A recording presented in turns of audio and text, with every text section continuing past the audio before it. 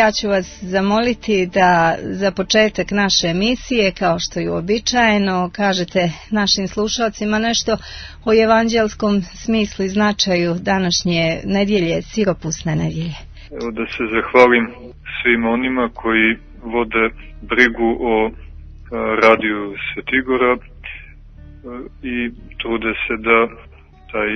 veliki blagoslov Božji bavlja misiju u slavu Svete Trojice, a na spasenje duša naroda Božijeg. I za nas je veliki blagoslov, ali i ne mala obaveza da uzmemo učešće u tako odgovornom i zahtjevnom projektu, a svjesni i svojih nemoći i velikog, da kažem, i neznanja i malog iskustva,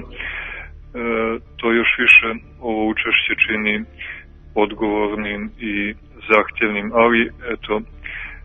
na vašu molbu i sa blagoslovom vašeg urednika i naše crkve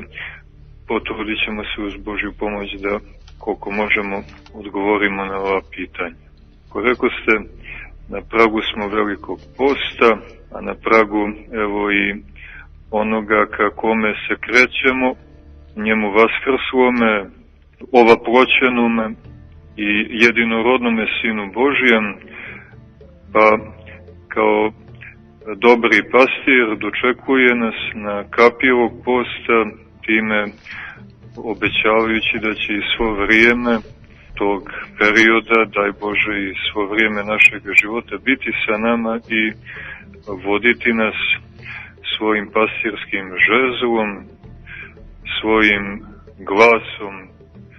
punim istine i svjetlosti i uvesti nas u carstvo Oca našeg nebeskog. On nam na samom početku govori i traži od nas da ispoštujemo ono glavno i našem srcu potrebno, a to je da prije nego što uđemo u prostor velikog posta i krenemo ka njemu, da oprostimo jedni drugima. I veliki je blagoslov i vrlo značajno da sve to što se od nas traži prepoznamo kao volju samoga Boga, koja nam je projavljena kroz njegovog Sina, i to treba pažljivo slušati i potruditi se da je ispoštujemo. Dakle, ako on od nas vrlo jasno i kroz evanđelje koje smo jutros čuli traži da oprostimo jedni drugima od srca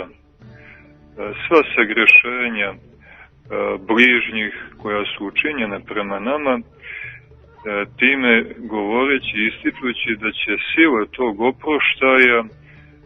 pokrenuti i Oca nebeskog koji će i nama oprostiti bezbrojna sagrešenja naša. Riječi su Sina Božijeg, treba ih pažljivo saslušati, ozbiljno shvatiti, i koliko je danas, ne ni sutra, ni preko sutra, niti u nekom narednom periodu, nego koliko je danas, čuti, prihvatiti i od srca, koliko god to možda bilo naporno zbog naše gordosti, tražiti oproštaj od svih bližnjih, da bi se srce rasteretilo i primilo blagoslov Božji, blagodat Božju, te da bismo mogli da krenemo u ovaj post na jedan nov način, bez grčeva, jer da svako zlopamćenje, svaki gnjev u srcu predstavlja veliko opterećenje i čine čovjeka nesposobnim da tvori čak i najmanje djelo Božje, pa kamoli da se kreće sveštenim prostorom velikog i časnog posta, koji nas vodi do njega samog, vaskrslog i ovaploćenog, koji je smrt okusio i vaskrsao, a sve radi nas, da bi nas izmirio sa Otcem nebeskim, da bi stvorio uslove da primimo Duha Svetoga. Tako da ova nedelja traži od nas da oprostimo, da poslušamo riječi Božje, te da bismo mogli mekanim, gipkim srcem da primimo tiho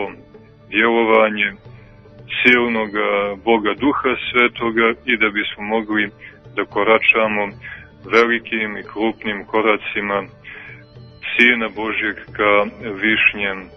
Jerusalimu, ka Otcu našem nebeskom. Dakle, oprostimo jedni drugima od srdaca naših, da bi i Otac naš nebeski oprostio nama segrešenja naše. Jer u suprotnom, kako je i sam rekao jutros na svetoj liturgiji, sam govoreći kroz sveto evanđelje, da ukoliko mi ne budemo oprostili,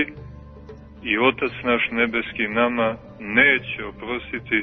sagrešenja naša. Ozbiljne riječi, istinite, valja ih čuti, valja poslušati.